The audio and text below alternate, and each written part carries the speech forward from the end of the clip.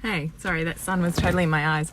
I just wanted to pop in just very quickly because I'm halfway through my school drop off. I do high school first and then primary school.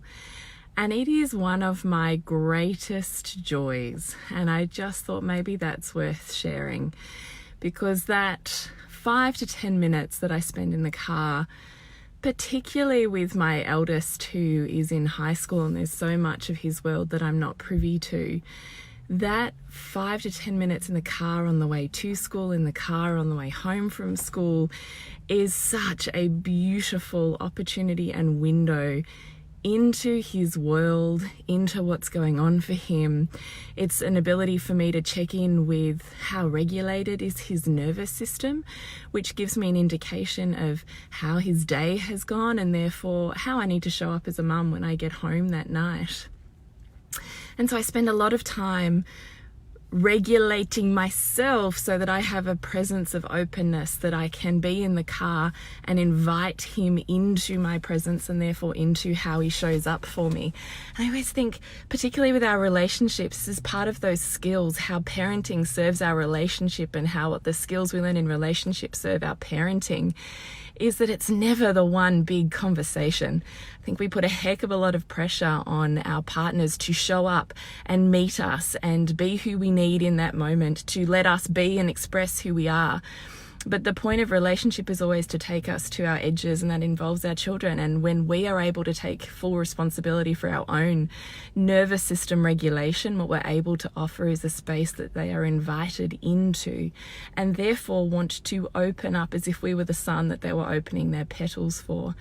And we can teach you how to do that, and we can talk to you about what's in the way of doing that. But I really want you to release the pressure of having the one big conscious conversation that's going to solve all of the problems and meet all of the needs and, fix the things that need fixing. It's the stacking and the layering of so many small conversations as you make that dance around each other's edges and you get a little bit closer and a little bit closer. And I just thought that's what that 5 to 10 minutes of just being present, being in a space of openness creates so much of a richness in relationship and an ability for our children and our partners to meet us simply by focusing on our own sense of regulation and openness.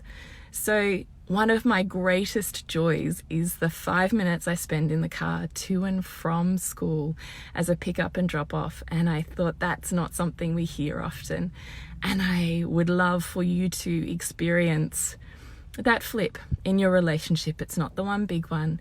It's the incidental 5 minutes here and 5 minutes there with a space of your embodied openness that creates the huge gateways to what seems enormous, but it's not based on one conversation. So relax the pressure.